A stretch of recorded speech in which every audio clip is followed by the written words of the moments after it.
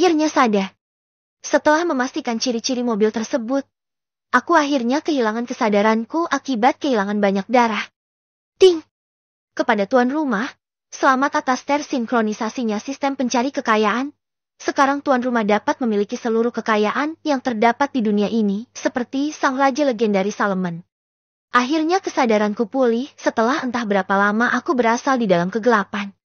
Tetapi, apakah yang ada dalam pikiranku ini? Hayalan? Imajinasi? Atau otakku yang sudah tidak waras? Pikirku. Ting! Menjawab tuan rumah tidak berhayal, tidak berimajinasi, dan juga masih waras. What the? Apakah kamu bisa membaca pikiranku? Tanyaku kepada sistem. Ting! Menjawab tuan rumah. Iya, sistem dapat berinteraksi dengan tuan rumah melalui pikiran tuan rumah. Segala hal yang ada di dalam pikiran tuan rumah, sistem akan selalu dapat membaca hati dan pikiran tuan rumah. Kemudian aku bertanya kembali. Sistem, aku mempunyai beberapa pertanyaan. Pertama, kamu berasal dari mana? Kedua, apa tujuan kamu? Ketiga, kenapa kamu memilih aku? Ting! Menjawab tuan rumah. Pertama, saya berasal dari dunia lain di mana ilmuwan dunia tuan rumah saat ini belum menemukannya. Kedua, tujuan sistem hadir adalah untuk membuat dunia tuan rumah menjadi lebih baik untuk seluruh makhluk hidup terlepas dari segala perbedaan yang ada. Ketiga, sang kreator telah meneliti dunia tuan rumah secara mendalam dan menilai bahwa dunia tuan rumah perlu banyak sekali perbaikan. Oleh karena itu, sang kreator memilih individu dengan pikiran dan hati yang sangat murni untuk melaksanakan tugas tersebut, dan tuan rumah adalah yang terpilih. Kemudian aku terdiam dengan jawaban sistem dan membuatku berpikir keras. Apakah aku sebaik itu? Di ranjang rumah sakit aku akhirnya tersadar dan membuka mataku.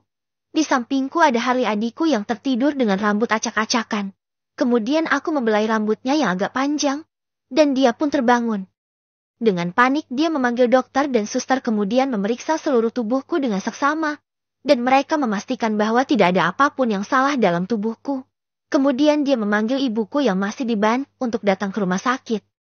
30 menit kemudian ibuku datang dengan wajah yang bersemangat, lelah, serta bahagia. Bagaimana perasaanmu, nak? Tanya ibu. Aku baik-baik saja, Bu, jawabku. Syukurlah kamu akhirnya sadar. Kamu tahu ibu sangat cemas saat mendengar kamu kecelakaan lalu lintas dan tidak sadarkan diri selama hampir 1 tahun. 1 tahun? Astaga, lama sekali aku koma. Ternyata akibat dari kecelakaan 1 tahun berdampak sangat kuat hingga membuatku koma. Bu, bagaimana kabarmu dan adik? Tanyaku kepada ibu. Ibu dan adik baik-baik saja, nak, jawab ibuku. Melihat wajah ibuku yang sudah menua, rambut yang mulai memutih, mata sipit yang sayu dengan sisa air mata. Aku menoleh ke arah adikku yang berwajah tampan. Dengan garis wajah yang tegas, mata yang buat dan pupil berwarna hitam, dengan tinggi 175 cm dan berat sekitar 50 kg. Wajah yang lelah melihat ke arahku dengan sisa air mata dan senyuman. Jelas aku melihat dia sangat tertekan selama 1 tahun terakhir, selama aku koma. Lalu ibuku keluar untuk menemui dokter menanyakan kondisiku saat ini. Dok, bagaimana kondisi anakku? Tanya ibuku. Kami harus melakukan observasi terlebih dahulu terkait kesehatan pasien. Jika hasil observasi menyatakan bahwa pasien 80% pulih, dalam 2 hari pasien dapat dipulangkan. Jawab dokter yang bernama Yudi Gunawan yang dilihat dari papan namanya. Baik dokter, terima kasih atas informasi dan bantuannya selama ini. Jawab ibuku. Sama-sama, Bu, kata dokter Yudi. Selama 2 hari selanjutnya aku diobservasi oleh dokter Yudi. Dan dinyatakan pulih dan dapat pulang ke rumah setelah menyelesaikan administrasi rumah sakit. Adikku mengemasi barang bawaanku dan memapahku ke kursi roda lalu mendorong keluar rumah sakit bersama ibuku. Kami memanggil taksi di depan rumah sakit. Mau kemana? Tanya supir taksi sambil menyalakan argo. Ke perumahan Gundala Pak, jawab adikku. Baik, jawab supir. 40 menit kemudian akhirnya kami tiba di lingkungan yang sudah sangat aku kenal selama lebih dari 20 tahun. Kami turun disambut anak-anak kecil yang sedang bermain di sekitar rumah dengan antusias serta tetangga yang sedang berkumpul walau hanya sekedar berbincang atau bermain catur. Aku tiba di kamarku yang rapi, dengan ukuran 5 x 5 meter persegi. tempat tidur ukuran 180 kali 200 cm persegi, dan meja belajar yang penuh dengan buku-buku dan lamaran yang telah dirapikan oleh ibuku atau adikku. Aku istirahat di ranjangku, kemudian aku memanggil Sistem. Sistem, panggil kau. Iya tuan rumah, jawab Sistem. Sekarang apa yang harus aku lakukan dengan kondisi seperti ini? Tanyaku. Menjawab tuan rumah, sebelum melakukan hal-hal besar tuan rumah harus memulihkan kondisi tuan rumah terlebih dahulu, dalam waktu 2 minggu. Kemudian melihat kemajuan dalam jangka waktu tersebut. Apabila pemulihan mengalami proses yang positif tuan rumah akan diberikan hadiah dari Sistem. Sementara tuan rumah harus mulai beraktivitas seperti olahraga, membersihkan rumah, membantu ibu atau adik tuan rumah. Jika dalam waktu 2 minggu tuan rumah tidak dapat menyelesaikan akan diberikan hukuman kepada tuan rumah sesuai dengan perkembangan tuan rumah. Bagaimana cara aku memulihkan tubuh dalam waktu 2 minggu? Tanyaku. Tuan rumah akan diberikan misi permanen setiap hari. Jika tuan rumah tidak menyelesaikan misi, akan diberikan hukuman yang setimpal sesuai dengan misi. Misal Sistem memberikan misi untuk lari pagi sejauh 2 km, maka tuan rumah harus menjalani misi tersebut dalam waktu 24 jam. Apabila gagal bukannya adalah dipindahkan ke hutan belantara yang berisi binatang buas dan harus bisa bertahan dalam waktu 24 jam. Tapi harap tenang, jika ada hal yang mengancam nyawa tuan rumah, maka tuan rumah akan dikembalikan ke tempat aman. Hanya saja hukumannya akan lebih berat dari sebelumnya dan lebih lama. Penjelasan Sistem. Mendengar penjelasan Sistem aku menelan ludah dan ketakutan dengan hukuman yang akan diterima bila tidak menjalankan misi. Ini hanya misi mudah. Bagaimana misi yang sulit? Apa hukumannya aku akan dibakar hidup-hidup? Atau diminta untuk melawan naga? Tanyaku kepada diri sendiri. Aku kemudian keluar dan melihat ibuku yang sedang mengerjakan laporan keuangan, serta adikku yang sedang mengerjakan pekerjaan rumah. Aku ke dapur untuk membuat 3 cangkir teh hangat untuk aku, ibu, dan adikku. Aku ingin membantu ibuku namun aku tidak paham manajemen keuangan ban. Akhirnya aku memutuskan untuk membantu adikku mengerjakan pekerjaan rumahnya, yang ternyata agak sulit dikarenakan nilaiku yang sangat standar ketika sekolah dulu. Setelah membantu adikku selama lebih dari 1 jam aku mengantuk dan kembali ke kamar mulai memejamkan mataku yang mengantuk. Sementara itu di tempat lain, ada seseorang yang memperhatikan mulai dari keluar rumah sakit sampai tiba di rumah. Memulai misi. Di pagi hari yang cerah, alarm di HP lama milikku. Waktu menunjukkan pukul 5. Ibuku dan adikku sudah lebih dulu terbangun. Aku keluar kamar untuk mandi sementara ibuku sedang memasak untuk sarapan kami. Ibuku memasak nasi goreng lengkap dengan telur mata sapi. Selesai mandi dan sarapan bersama keluargaku. Aku memanaskan skuter lamaku untuk mengantarkan ibuku ke kantor tempat kerjanya yang berjarak 30 menit dari kontrakan kami. Sementara adikku berangkat menggunakan bus kota seperti biasanya. Setelah tiba di kantor kami, disambut dengan gedung yang tinggi menjulang dengan angkuh yang bertuliskan Bank Negara. Aizen kami tiba pukul 7 masih sangat sedikit karyawan yang telah datang termasuk satpam yang bekerja. Salah satu satpam menyapa kami dengan ramah. Selamat pagi Nyonya Dewi, sapa sang satpam. Ibuku pun menyapa dengan ramah, selamat pagi Pak Roni. Memang Pak Roni adalah salah satu satpam yang ramah dan rajin. Dia telah bekerja di bank ini selama hampir 20 tahun, sementara ibuku bekerja hampir 15 tahun di bank ini. Beliau adalah mantan anggota pasukan khusus. Sejak kejadian tertembak yang menyebabkan dia harus pensiun dini dengan pangkat mayor. Dia juga salah satu kapten tim di pasukan khusus. Setelah aku mengantarkan ibuku, aku sempat berbincang dengan Pak Romi hanya untuk sekedar basa-basi. Walaupun dia sudah pensiun dan berumur sekitar 50-an. Perawakannya sangat luar biasa. Dengan tinggi 180 cm. Berat ideal. Wajah yang cukup tampan walau sudah ada keriput menghiasi wajahnya. Dengan berbekal keahliannya di medan perang, dia menjadi kapten keamanan di ban tempat ibu bekerja. Dia pun pernah mendapat medali kehormatan dari Presiden Aizen sebelum pensiun. Setelah berbincang mengenai kabar satu sama lain, aku kembali ke rumah dikarenakan aku belum memiliki pekerjaan. 50 menit kemudian aku tiba di rumah kontrakanku yang sederhana. Setelah aku memarkirkan skuterku dan hendak mengambil air minum, tiba-tiba sistem berbunyi dalam otakku. Ting! Selamat pagi tuan rumah. Aku menjawab, selamat pagi sistem. Ting! Tuan rumah belum melaksanakan misi untuk hari ini. Disarankan untuk berolahraga lari pagi sejauh 2 km untuk meningkatkan kondisi kesehatan tubuh tuan rumah. Diingatkan, apabila tuan rumah gagal menjalankan misi pagi ini, tuan rumah akan dikirim ke dalam hutan belantara yang penuh dengan hewan buas selama 24 jam. Apabila tuan rumah berhasil, maka sistem akan memberikan hadiah yang sesuai kebutuhan tuan rumah kepada tuan rumah. Mendengar penjelasan sistem, aku langsung mengganti pakaian serta menggunakan sepatu olahragaku tanpa menjawab penjelasan dari sistem. Saat aku mulai berlari, banyak orang yang mulai beraktivitas di luar. Berangkat sekolah atau kerja.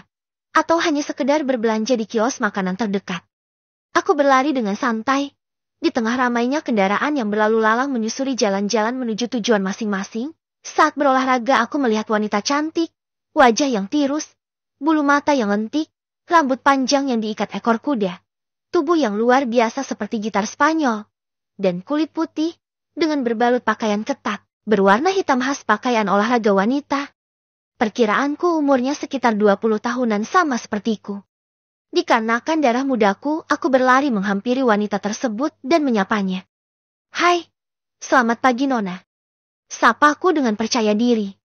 Sayangnya wanita tersebut hanya melirik dan tidak menggubris sapaanku. Aku tidak menyerah, sambil terus berlari santai, aku melanjutkan berusaha berbincang dengan wanita tersebut. "Hai Nona cantik, kenapa diam saja? Bagaimana kalau kita berolahraga bersama? Tidak menyenangkan jika berolahraga sendirian tanpa ada teman ngobrol Nona," kataku. Tetapi wanita itu masih tetap diam dengan raut wajah dinginnya. Aku pun semakin tertantang untuk mengetahui nama wanita cantik namun dingin ini. "Namaku Ramon, Ramon Pesha. Apakah boleh tahu namamu Nona cantik?" tanyaku. Masih dengan raut wajah yang dingin, dia hanya melirik dan tetap fokus dengan olahraganya dan diamnya.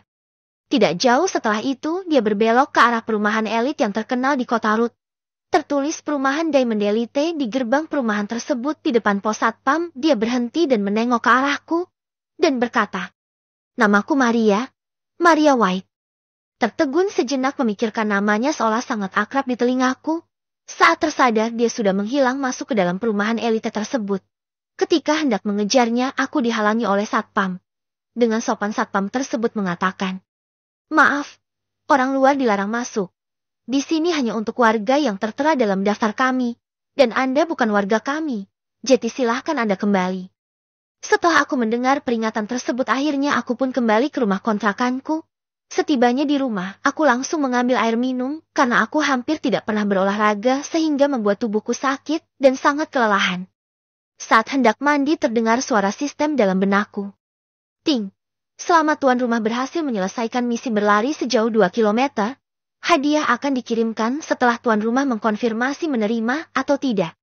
Aku pun langsung bersemangat memikirkan hadiah apa yang akan diberikan oleh sistem.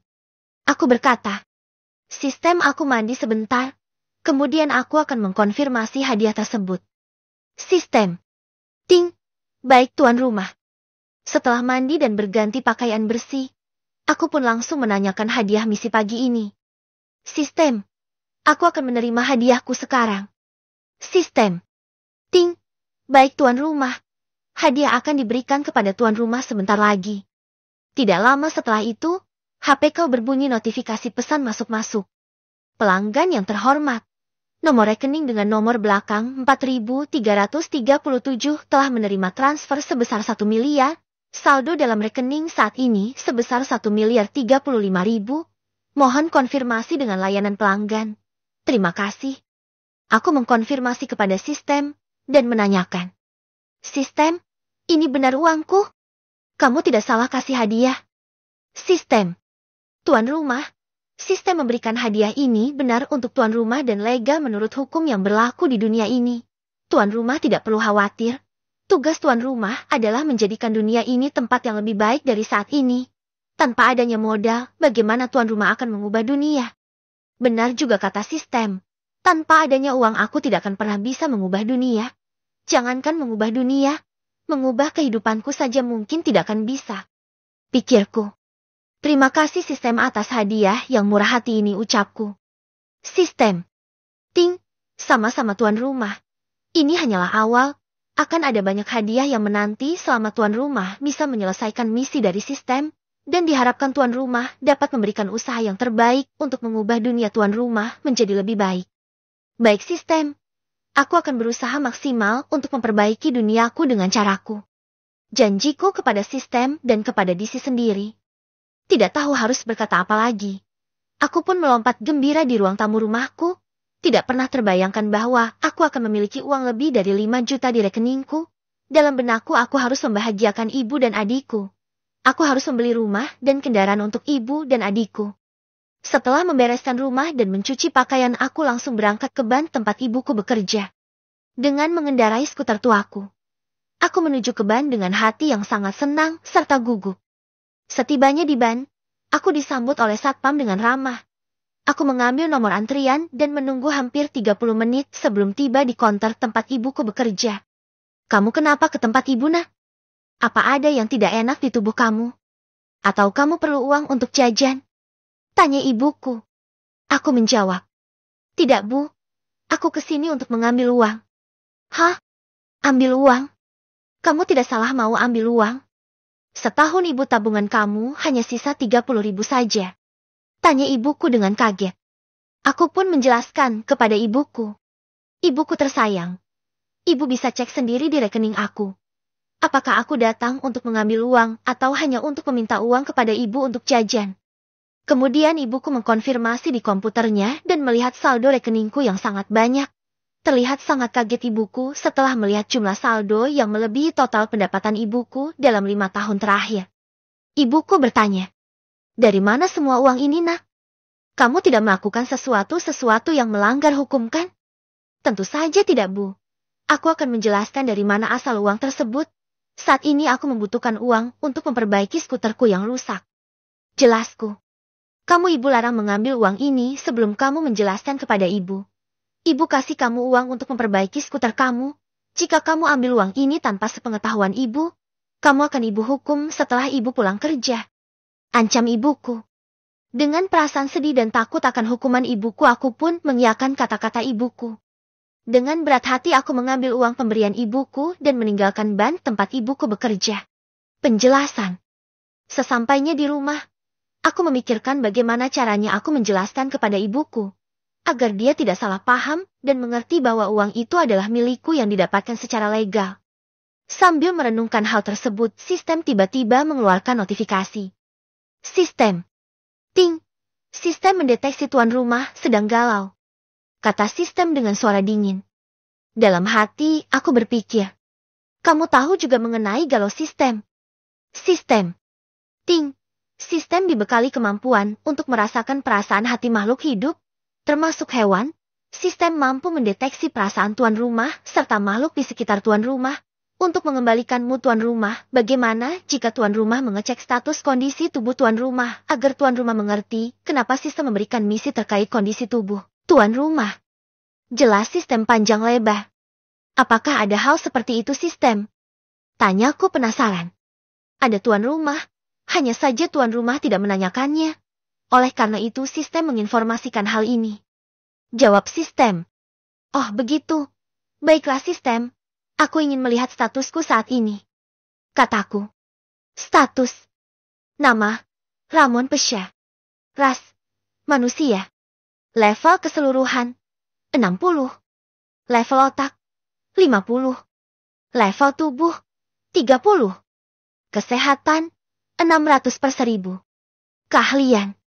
Inventaris. Skuter matic. Saldo. 1.030.000. Oh jadi seperti ini jika statusku ditampilkan, kataku kepada diri sendiri. Tak terasa waktu sudah menjelang sore. Aku pun bersiap untuk menjemput ibuku pulang kerja. 30 menit kemudian aku sampai di kantor ibuku, dan di depan pintu masuk ban ibuku sudah menunggu dengan wajah lelah. Aku pun menghampiri dan mencium tangan ibuku.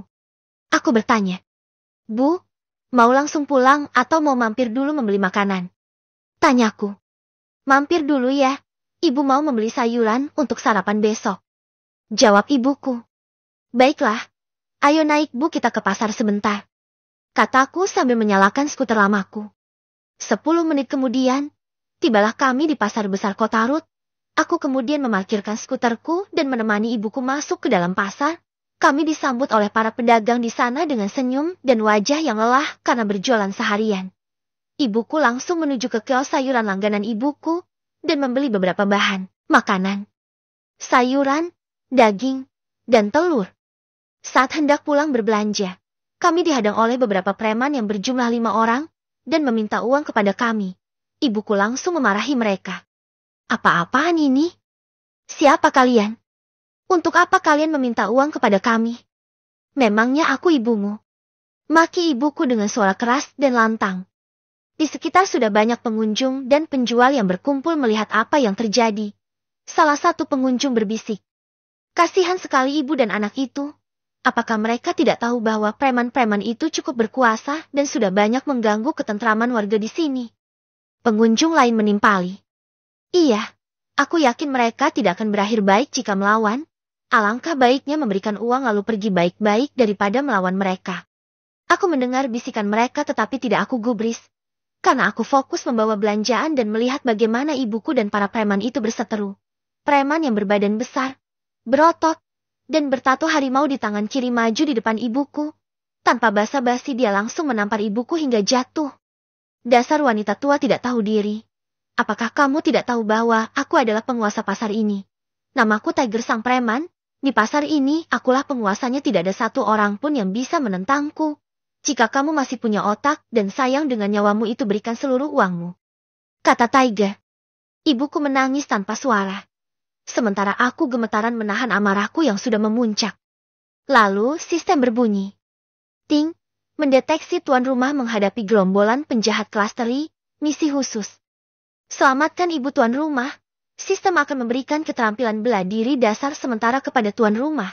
Mohon tunggu 5 detik, tuan rumah akan mendapatkan keterampilan bela diri dasar selama 30 menit, kata sistem dengan suara dingin. Setelah menunggu 5 detik, otakku merasakan adanya pengetahuan gerakan-gerakan bela diri khas negara Aizen.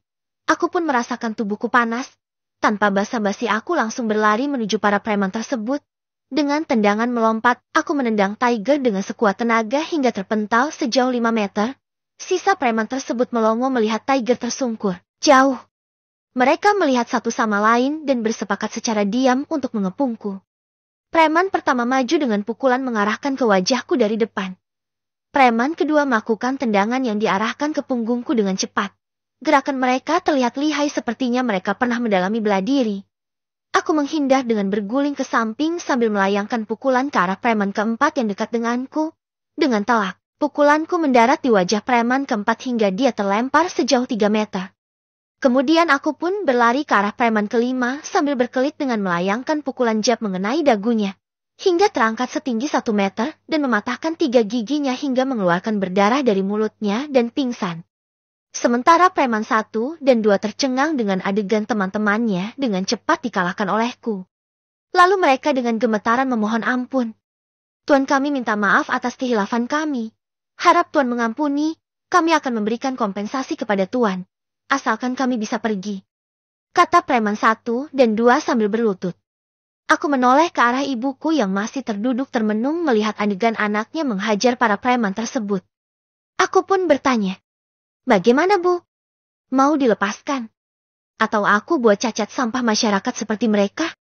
Lepaskan mereka, nak. Tetapi minta kompensasi atas perbuatan mereka kepada kita. Jawab ibuku. Baik, Bu, kataku sambil berjalan ke arah preman yang berlutut. Kamu sudah dengar kata ibuku. Minta maaf kepada ibuku dan berikan kompensasi kepada ibuku atas luka-luka fisik dan mental yang diderita ibuku. Jika tidak, kamu sudah tahu apa yang akan terjadi. Kataku dengan nada mengancam. Baik, Tuan, kami akan memberikan kompensasi kepada ibu Tuan dan Tuan. Kata kedua preman tersebut. Sambil merogoh kantong Tiger yang pingsan, mereka menemukan kartu ban Tiger lalu menyerahkannya kepadaku. Di kartu ini ada saldo 300 juta, Tuan. Ini adalah kompensasi yang bisa kami berikan. Kata kedua preman tersebut. Aku menoleh ke ibuku dan ibuku pun mengangguk tanda setuju. Setelah itu, riuh ramai para pedagang dan pelanggan membahas peristiwa yang baru saja terjadi. Luar biasa anak muda itu. Gerakannya seperti ahli bela diri. Kata salah satu pengunjung kepada pengunjung lain. Ibu itu sungguh beruntung mempunyai anak seperti itu. Sudah tampan, jago bela diri, berbakti kepada orang tua pula. Andai aku punya anak perempuan. Hai, sayang, aku hanya punya anak laki-laki yang pemalas. Kata pedagang ke pedagang yang lain. 20 menit kemudian aku tiba di rumah dengan ibuku. Sambil beristirahat aku, ibuku dan adikku duduk bersama. Ibuku mulai menginterogasiku. Nak, katakan dari mana kamu mendapat uang tersebut? Dan bagaimana kamu bisa menghajar para preman di pasar tadi? Setahu ibu kamu hampir tidak pernah memegang uang lebih dari 5 juta di rekening kamu dan juga kamu kan pengangguran selama hampir 2 tahun ini.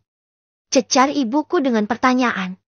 Adikku terdiam mendengar pertanyaan ibuku dan berpikir, bagaimana kakak bisa mendapatkan uang? Pikir adikku. Baiklah, aku akan menjelaskan satu persatu.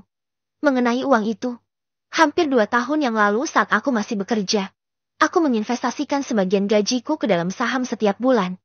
Ibu kan tahu bahwa aku suka menginvestasikan uangku ke saham-saham yang mungkin akan berguna di masa depanku. Kedua, mengenai bela diri. Ibu juga tahu bahwa dari aku sekolah dasar, aku sudah mengikuti kegiatan bela diri di sekolah maupun di lingkungan rumah. Jadi untuk menghadapi mereka itu mudah buat aku, Bu. Jelasku panjang lebar. Ibuku berpikir keras sambil terus melihat ke arahku. Apakah aku berbohong atau tidak sementara adikku masih asik dengan HP-nya?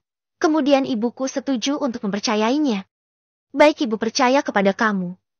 Ibu hanya minta agar kamu mencari uang dengan cara yang legal dan menghabiskannya dengan bijaksana. Kata ibuku dengan bijaksana. Baik, Bu, kataku dengan mantap. Adikku menatapku dengan mata berbinar seolah melihat bintang film favoritnya.